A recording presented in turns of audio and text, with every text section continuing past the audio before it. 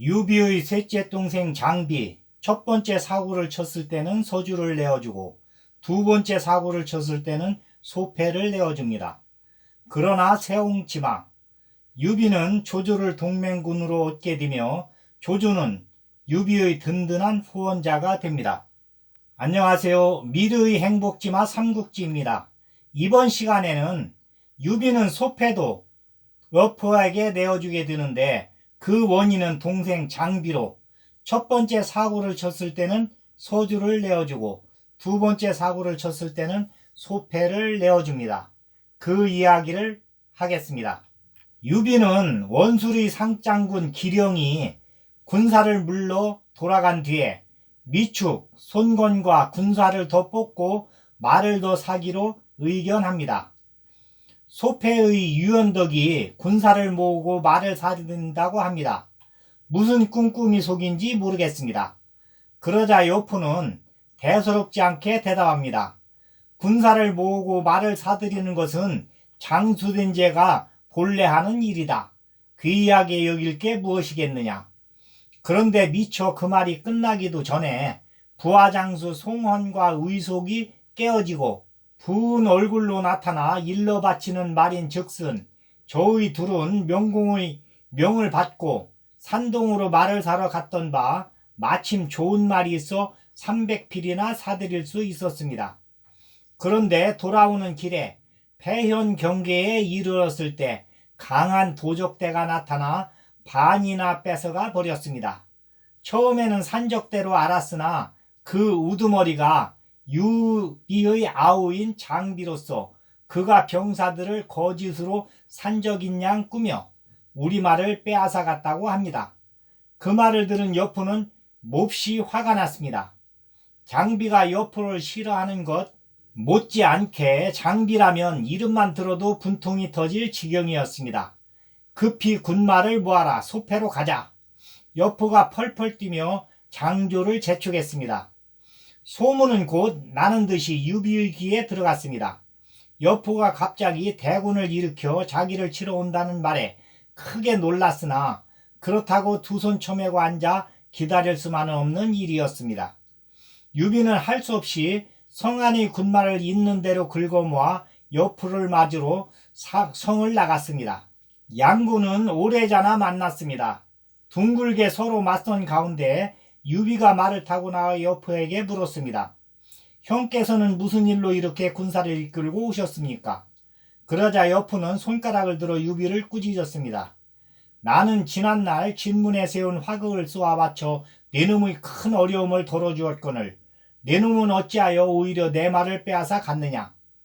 유비는 처음 듣는 소리였습니다. 까닭을 알지 못해 어리둥절하는 걸로 뒤물었습니다. 이 비가 말이 모자라 사람을 시켜 사방의 말을 사들인 적은 있습니다만 감히 형의 말을 뺏을 리야 있겠습니까? 그렇다면 네 아우 장비를 불러내거라. 얼른 빼앗은 말 150필을 내놓고 머리를 조아려 사죄한 데만 모르거니와 그렇지 않을 때엔 무사하지 못하리라.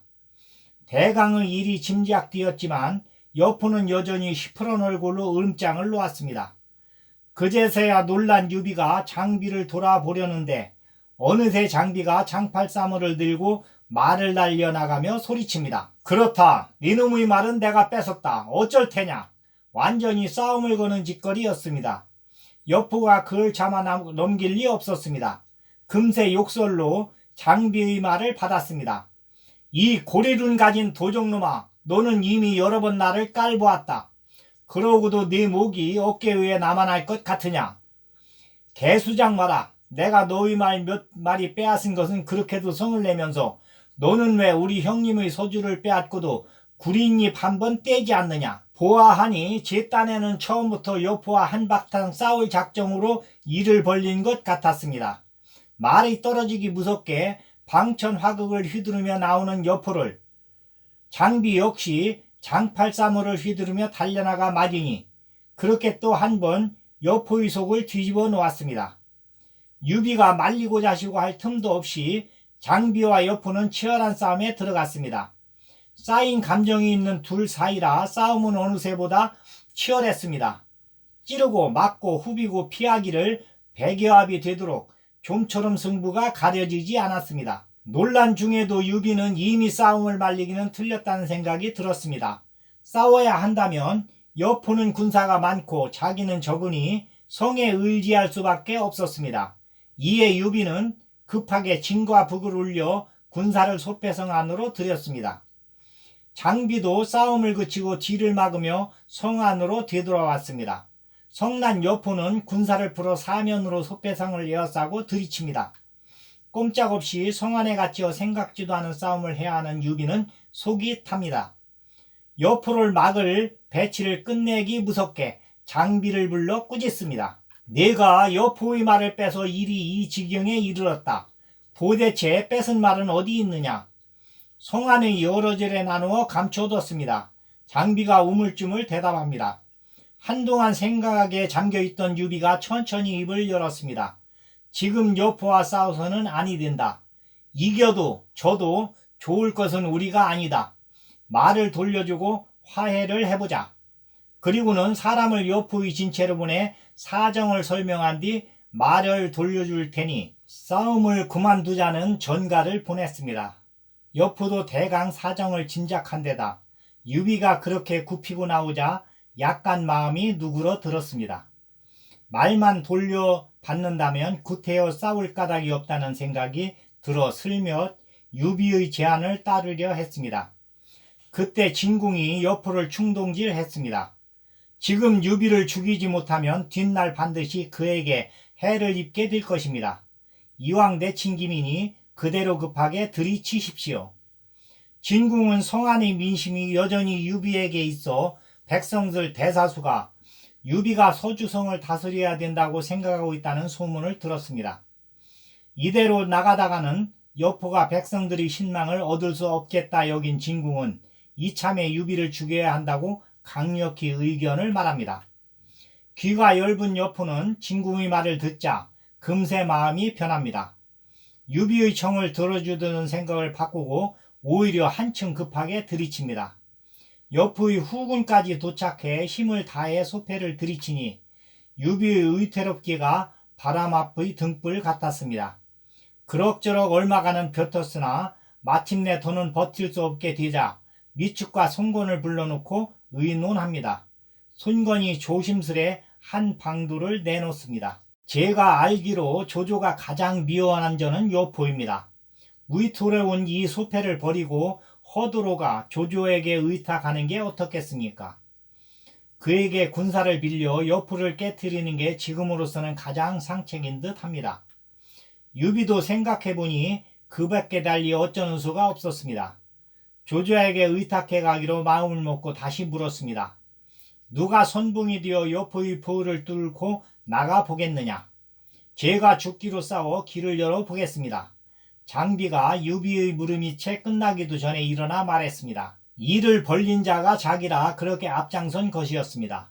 유비도 말리지 않았습니다. 좋다. 그럼 익덕이 앞서기를 열고 운장은 뒤를 막으라. 나는 중군이 되어 늙고 어린이들을 지키겠다. 그리고 그날 밤 삼경에 북문으로 성을 빠져나가기로 결정을 내립니다. 유비가 정한 대로 대오를 짠 채 준비하고 있던 성 안의 군사들은 그날 밤 삼경 달이 뜨기 무섭게 북문을 열고 뛰쳐나갑니다. 마침 그쪽을 에워싸고 있던 적장은 송환과 의속이었습니다. 갑자기 군사가 쏟아져 나오는 걸 보고 얼길의 길을 막았으나 장비의 범같은 기세에 눌려 쫓겨난 뒤 멀찌감치서 둘러싸기만 합니다. 그 틈에 유비가 중군을 거느리고 성을 빠져나와 장비의 뒤를 따랐습니다. 이번에는 여포의 장수 장묘가 급하게 뒤를 쫓습니다. 그러나 관우가 들을 지키고 있는 것을 보고 함부로 따라붙지 않고 멀찍이서 관우와 눈인사를 하고는 지켜만 보고 있습니다. 그 바람에 유비는 노소를 보호해 무사히 소패성을 빠져나갈 수 있었습니다. 여포는 유비가 이미 달아난 것을 알자 소패를 빼서 후환을 없어 한 것으로 만족할 뿐 달아난 유비를 끝까지 쫓아가 죽일 마음까지는 들지 않습니다. 오히려 여포는 마음속으로 유비가 측은하면서 조금 미안한 마음도 들었습니다. 곧바로 소패로 들어가 남은 백성들을 안심시킨 뒤 고순에게 소패를 지키게 했습니다. 그리곤 여포는 군사를 점거하여 진군과 함께 서주성으로 돌아갔습니다. 한편 소패를 빠져나온 유비는 처음에 생각해둔 대로 허도에 이르렀습니다. 적의 포위를 뚫고 나온 뒤라 얼마 되지 않는 군사들이었으나 그래도 함부로 성에 들지 못하고 성 밖에 진체를 내리고 먼저 손건을 들여보내 조주를 찾아보게 했습니다. 그의 뜻을 안 후에 성 안으로 들어가려는 생각에서입니다. 조주를 만난 손건은 그간의 경우를 말하고 특히 그에게 투항하고 싶다는 유비의 뜻을 간곡히 전했습니다. 내심으로 유비와 여포의 결속을 늘 근심해 오던 조주는 기뻤습니다. 화살한 게 허비하지 않고 유비와 여포가 갈라선 걸 보게 되었을 뿐만 아니라 유비는 근거조차 없는 떠돌이 신세가 되고 여포는 발톱이 상한 호랑이 꼴이 된 걸 알았기 때문이었습니다. 거기다가 더욱 기쁜 것은 유비가 스스로 자기의 손아래로 걸어 들어온 것이었습니다. 까닭 없이 유비를 경계해 오던 그는 그 좋은 기회를 놓치고 싶지 않았습니다. 그를 받아들이자 두텁게 온정을 베풀어 내 사람을 만들어보자. 공손찬 따위도 한 일을 이 조주가 못할 까닭이 없자는가. 만약 그렇게 되지 않더라도 내 연못 안에 가두어둘 수는 있겠지. 그가 아무리 교롱 같은 인물이라 할지라도 작은 연못에 갇히어서야 무슨 조화를 부릴 수 있겠는가. 조조는 속으로 그렇게 중얼거리며 진정으로 반갑고 기쁜 표정을 지어 손건에게 말했습니다. 현덕은 나와 형제 같은 사이요. 어찌 그가 어려운 처지에 떨어진 걸 못 본째 할 수 있겠소. 가서 이리로 들라 이르시오. 그 말에 은근히 마음을 졸이던 손건은 속으로 가만히 안도 있음을 내뿜습니다. 그 이튿날 유비는 관우와 장비를 군사들과 함께 성 밖에 남겨둔 채 손건과 미축만 데리고 성 안으로 들어갔습니다. 문관들만 데려감으로써 혹시라도 조조를 자극하는 일이 없게 한 것이었습니다. 조조는 유비를 상빈의 예로 맞아 대접이 후하기가 이를 데 없었습니다. 결코 갈 데 없어 찾아온 뜨내기 장수를 맞는 사람의 태도가 아니었습니다. 이 비가 저를 대함에 박하지 않았거늘 오늘 오히려 여포에게 쫓기는 신세가 되고 말았습니다. 실로 어찌해야 이 바다 같은 한을 풀게 될지 모르겠습니다. 예를 마친 뒤에 그간의 경우를 짤막하게 말한 유비가 침통한 얼굴로 그렇게 덧붙였습니다. 조조가 그런 유비를 위로합니다. 요푸는 울레가 의리 없는 무리회다. 나와 현재가 힘을 합쳐 쳐 없애면 될 것이니 너무 상심하지 마시오. 그리고 잔치를 열어 늦도록 함께 마신 뒤에야 보내주었습니다. 유비가 돌아간 뒤 순욱이 들어와 조조를 보고 말합니다. 유비는 여포 따위와 비할 인물이 아닙니다. 그 뜻이 만만찮은 당금의 영웅이니 더 잘하기 전에 일찍이 없애는 것이 좋습니다. 그렇지 않으면 뒷날 큰 근심거리가 될 것입니다. 냉철한 순욱에게는 이미 유비가 한의 신하로 있지 않을 것 같은 예감이 와 닿은 것인가 좀처럼 하지 않는 박한 소리였습니다. 그러나 이미 마음속으로 생각한 바가 있는 조조는 얼른 대답하지 않았습니다. 철저하게 한의 부흥을 생각하는 순욱은 이미 그 무렵부터 조조에게 조금씩 경계를 사고 있었음에 틀림이 없었습니다. 순욱이 생각하는 적과 자신의 적이 다를 수도 있다는 생각에서 얼른 대답하지 않은 것이었습니다. 그러다가 순욱이 나가고 완전히 자기의 사람이라고 생각하는 곽가가 들어오자 불쑥 물었습니다. 순욱이 내게 유연덕을 죽이라 하는데 그대의 뜻은 어떤가? 곽가가 잠깐 생각에 잠겼다가 대답합니다. 아니됩니다. 주공께서는 지금 의병을 일으키시어 천하 백성들을 위해 포악한 무리들을 없애고자 하십니다. 그렇게 하시려면 믿음과 의리가 깊어 천하의 뛰어난 인물들을 모아들이셔야 하는데 만약 의심과 두려움이 일면 그들은 즐겨 주공께로 모여들지 않을 것입니다. 비록 유연덕이 영웅의 이름을 얻고 있으나 지금은 곤궁하여 주공께로 의지하러 온 것입니다. 만약 그를 죽이면 이는 어진이를 해친 것이 되고 맙니다. 천하의 지모 있는 선비들이 그 소문을 들으면 절로 의심이 생겨 죽음께로 오지 않을까 신바. 그때는 누구와 더불어 천하를 평정하겠습니까? 무릇 걱정되는 한 사람을 없애고자 천하의 신망을 잃는 일은 현명한 처사가 못됩니다.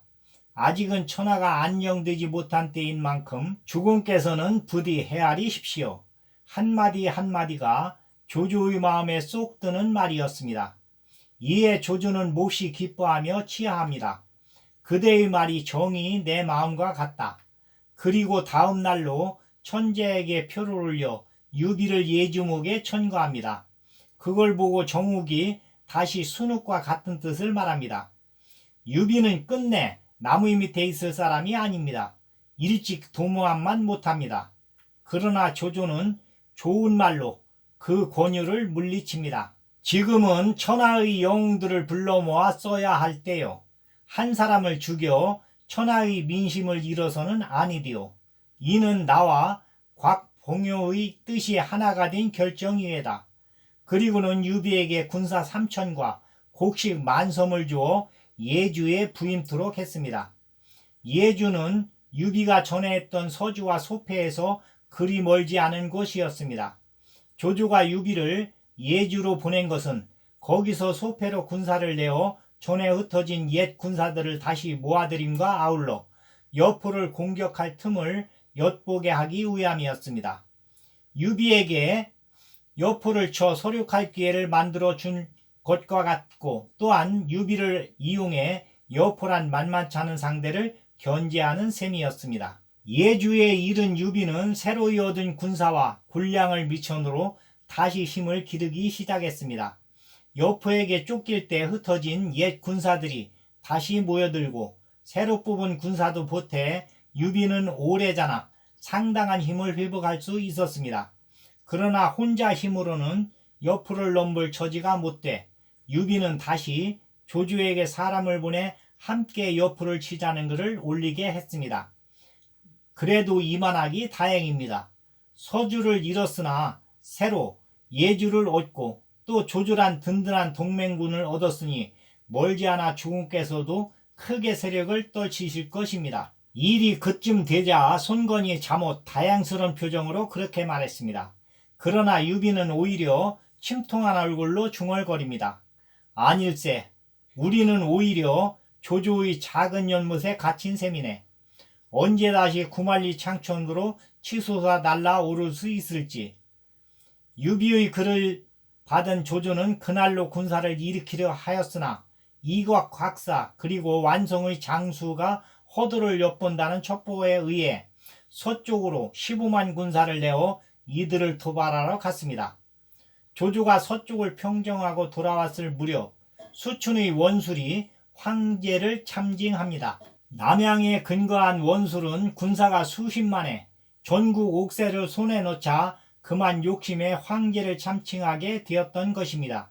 전국 옥세는 반동탁 연합군이 낙양에 입성할 때 손견의 손에 들어갔는데 손견이 유표와 싸우다 죽으면서 그의 아들 손책이 가지고 있었으나 그때 손책의 나이 17세, 아직 어려 원수리 밑에 들어가 있었습니다. 그러다가 이제 20세가 되자 전국 옥세를 원술한테 맡기고 군사 3,000을 빌려 강동을 평정하러 갔습니다. 원술이 황제를 참칭했다는 첩보를 접한 조조는 황제의 직서를 빌어 역적 원수를 치라는 사자를 보내게 되는데 예주의 유비, 서주의 여포, 강동의 손책에게 보냄과 동시에 자신이 직접 군사를 전구해 원수를 치러 마보병 17만을 일으킵니다. 이렇게 되니 강동에서는 손책이, 서주에서는 여포가, 예주에서는 유비가 모조리 황제의 깃발을 나부끼며 반원술 군사를 일으켰습니다. 조조와 유비와 만난 것은 예장의 경계 부근이었습니다. 군사가 적은 유비는 먼저와 군영을 내리고 조조를 맞았습니다. 조조가 유비를 자신의 영체로 불려들여 만나는 예를 끝나기 무섭게 유비가 사람의 목 둘을 바쳤습니다. 이게 누구의 목이요? 조조가 놀라 물었습니다. 유비가 조용히 대답합니다. 한섬과 양봉의 목입니다. 어떻게 얻으셨소? 조조의 뜻밖이기도 하고 기쁘기도 하다는 표정으로 다시 물었습니다. 자신이 처음 낙양으로 천자를 모시러 들어갔을 때 가장 먼저 반발하고 떠난 게 그들 둘이었으며 지금은 여포의 사람이 되었다고 들었는데 유비가 무슨 일로 그들을 죽였는지 모르나 조조로서는 기쁘지 않을 수 없었습니다. 여포가 저 두 사람을 기도와 낭야 두 현에 가 있게 하였던 바 저들이 함부로 군사를 풀어 백성들을 약탈하는 바람에 원망이 자문 높았습니다.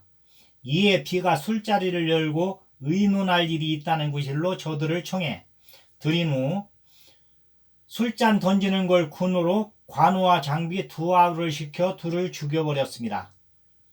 그들이 거느린 졸개들도 모조리 항복을 받아 백성들이 원망은 가라앉게 하였으나 여포가 제 사람이라 믿고 있는 저 둘을 함부로 죽여 승상께 심려를 끼쳐드리지 않을까 두렵습니다. 이에 특히 찾아와 죄를 청하는 바입니다. 만약 이 일을 계략으로 본다면 실로 간, 흉, 개, 독이 다 포함된 무서운 계략이었습니다.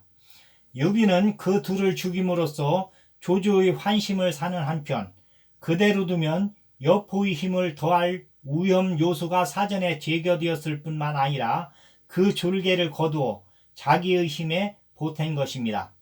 거기다가 살해의 방식도 자기에 대한 그들의 믿음을 악용한 비열한 암살이었습니다. 유일하게 유비를 변호해 줄 수 있는 것은 그들 둘이 백성들을 약탈한 일이었지만 그것도 당시로서는 흔한 일이었습니다. 그런데도 이상한 것은 한결같이 유비의 그 같은 행동이 의롭고 정의롭다고 백성들이 믿는 것이었습니다. 이는 평소 그를 둘러싸고 있는 크고 환한 품격에서 비롯된 것입니다. 조조 또한 마음 한구석에서 석연치 못한 데가 있었으나 그를 사로잡는 것은 유비에 대한 믿음이었습니다. 그대가 국가를 위해 해로운 자들을 없앴으니 실로 큰 공을 세운 것이요 어찌 그 일을 죄라 할 수 있겠소. 여포에게는 내가 잘 말씀해 드리리다. 오히려 그렇게 유비를 치하하고 수고름을 위로해 주기까지 합니다. 그런 다음 유비가 이끌고 온 군사들과 자신의 군사를 합쳐 여포가 기다리는 서주로 향했습니다. 여포 역시 서주 경계까지 조조를 마중 나왔습니다. 조조는 좋은 말로 여포를 어우른 뒤 선심이라도 덧붙였습니다. 이번에 폐하께서는 공께 좌장군을 내리셨소. 역적을 치러 군사를 이끌고 나오는 길이라 인수를 전해드리지 못하나 허도로 돌아가면 곧 사람을 시켜 보내드리겠소. 여포는 조조의 그 같은 말에 몹시 기뻤습니다. 자기가 원한 것은 서주목에 지나지 않았는데 좌장군이란 높은 벼슬이 내렸기 때문이었습니다. 거기다가 조조의 엄청난 군세를 보자 역시 원수를 버리고 조조와 손잡기를 잘했다는 생각이 들었습니다. 그러다 보니 유비가 한섬과 양봉을 죽인 일은 조조의 말 한마디로 잊어버리고 말았습니다. 조조는 여포의 군사까지 아우른 뒤 커다란 연합 세력을 형성했습니다. 여포는 좌에 두고 유비는 우에 둔 뒤 자신은 스스로 이끌고 온 대군과 함께 중군이 되었습니다. 그리고 하오든과 우금을 선공으로 삼아 기세도 드높게 수춘성으로 지쳐들었습니다. 조조의 군사가 가까이 이르렀다는 소문은 곧 원술에게로 날아들었습니다. 천하를 꿈꿀 만한 세력을 가졌던 원술이었던 만큼 가만히 앉아서 기다리고 있지만은 않았습니다. 먼저 대장 교유로 선봉을 삼아 군사 5만을 이끌고 조조의 예봉을 맡게 했습니다. 두 군사가 맞부딪힌 곳은 수춘으로 접어드는 경계 부근이었습니다. 교유는 선봉장답게 먼저 말을 몰아 나아갔습니다. 조조 쪽에서는 역시 선봉장인 하우돈이 창을 휘두르며 말을 달렸습니다. 양편 군사가 지켜보는 가운데 두 선봉장은 거세게 부딪혔습니다. 그러나 애초부터 교유는 하우든의 적수가 못 뛰었습니다. 겨우 삼합을 아우르기도 전에 하우딘의 창에 찔려 말 아래로 떨어졌습니다. 그렇지 않아도 조조 연합군의 군세를 보고 겁을 먹었던 원술의 군사는 지리멸렬 성 안으로 도망치기 바빴습니다. 그 뒤를 조조의 군사가 기세를 올려 쫓으니 원술의 군사는 대패하고 말았습니다. 첫 싸움에 낭패를 보고 수춘성에 갇힌 원술은 심란했습니다. 그런새 또다시 반갑지 않은 파발이 날아들었습니다. 배를 타고 강을 거슬러 올라온 손책의 군사가 수춘성 서편에서 공격을 시작했다는 것이었습니다. 뒤이어 급한 전갈이 꼬리를 물었습니다. 여포가 군사를 이끌고 동쪽에서 공격을 시작했습니다. 유비가 관우 장비와 함께 장졸들을 몰아 성 남쪽을 기어오르려 합니다. 조조가 17만 대병으로 성 북쪽을 휩쓸고 있습니다. 원술은 놀라 급히 문무수하들을 모아 상의를 합니다. 그리고는 이풍, 악취, 양강, 진기 네 장수에게 10만을 나누어 수춘성을 지키게 하고 자신은 나머지 장졸들과 회수를 건너기로 합니다. 뜻밖의 대군으로 힘을 다해 길을 앗으니 조조의 군사도 막을 수 없었습니다. 보내주어라. 죄까진 놈이 이 수춘성을 잃는다면 가봐야 어디겠느냐. 먼저 이 성부터 떨어뜨리자. 조조는 추격을 주장하는 장수들을 이렇게 말리고 여전히 의를 풀지 않고 더욱 공격에 매진하도록 합니다. 그런데 군사가 많다 보니 매일 먹는 곡식의 양이 엄청납니다. 허도를 떠나올 때 1000수레의 곡식을 딸려 썼으나 이제 바닥이 보입니다. 그래서 손책에게 글을 보내 10만 섬을 꾸어오면서까지 수춘성의 공격의 고삐를 쥐고 조조가 친히 맨 앞에서 성 아래로 달려가 싸움을 독려합니다. 조조가 맨 앞에 나서자 장졸들도 자기 몸을 돌보지 않고 싸우기 시작하여 드디어 수춘성의 성문을 여는데 성공을 합니다. 쏟아져 들어오는 조조의 대군에 이풍, 악취, 양강, 진기 넷은 사로잡히고 수춘성에 있던 원수리 군단은 모두 항복하게 되었습니다. 수춘성을 떨어뜨린 조조는 그 기세를 몰아 아예 원수리 뿌리를 뽑을 양으로 다시 휘수를 건너 추격하려 합니다. 장수들과 모사들을 모두 모아 불러놓고 그 일을 의논하는데 순욱이 나서서 말립니다. 몇 년이나 가뭄으로 흉년이 계속돼 식량이 모자라는 때입니다. 만약 다시 군사를 내신다면 군사들은 지치고 백성들도 괴로움을 당할 것이니 반드시 이롭지 못합니다. 잠시 허도로 돌아가 내년 봄 보리가 익을 때까지 기다리심이 어떠실는지요. 군사를 먹일 양식을 넉넉히 마련한 뒤에 다시 원수를 도모하십시오. 조조가 들으니 한편으로는 옳고 한편으로는 옳지 못했습니다. 군량이 달리는 것은 사실이나 방금의 기세 또한 그대로 흩어버리기에는 아까웠습니다. 따라서 얼른 마음을 정하지 못하고 있는데 파발마가 도착을 하여 급하게 알립니다. 장수가 유표에게 의지하여 힘을 회복하고 다시 기세를 떨치고 있습니다. 남양의 여러 현인들이 모두 그를 따라 돌아서니 조웅 장군께서 대적에 싸웠으나 이기지 못했습니다. 벌써 여러 차례 쫓기다가 특히 이렇게 위급을 알립니다. 그렇다면 실로 큰일이었습니다. 자칫하다가는 허도의 천자까지 뺏길 판이었습니다. 이에 조조는 손책에게 글을 보내 강가에 진을 치고 유표를 공격할처럼 보이게 했습니다. 유표가 함부로 군사를 내어 장수의 뒤를 밀지 못하게 하기 위한 의병인 셈으로 군사를 허도로 돌려 장수를 잡기 위한 조치였습니다. 그런 다음 조조는 떠나기에 앞서 다시 유비와 여포를 불렀습니다. 유비를 전처럼 소패에 두게 하되 여포와는 형제를 맺어 서로 싸우는 일이 없도록 둘에게 다짐을 받았습니다. 장수를 없앨 때까지는 동쪽이 평온해야 할 필요가 있었기 때문이었습니다. 여포는 든든한 동맹궁을 얻게 되었을 뿐만 아니라 좌장군이란 벼슬까지 약속받아 흡족하여 서주로 돌아갔습니다. 그러나 조조는 여포가 돌아가기 무섭게 그의 진면목을 보여줍니다. 유비를 가만히 불러 장수 다음으로 없앨 적을 밝힌 일이었습니다. 내가 공을 소패에 머물게 한 것은 함정을 파놓고 호랑이를 기다리라는 개체 기회다. 호랑이란 곧 여포를 이름이니 공은 진규 부자와 의논하여 그르침이 없게 하시오. 나는 때가 오면 응당 밖에서 공을 도울 것이요. 실로 조조의 빈틈없는 헤아림이었습니다. 조조의 밀사가 소패에 이르렀을 때는 유비가 새로 얻은 예주에 기대어 다시 꿈에 부풀어 있을 때였습니다. 조조가 장수와 싸우러 갔다는 소문이 들리더니 다시 원소가 허두를 넘보는 바람에 회군했다는 전갈이 왔기 때문이었습니다.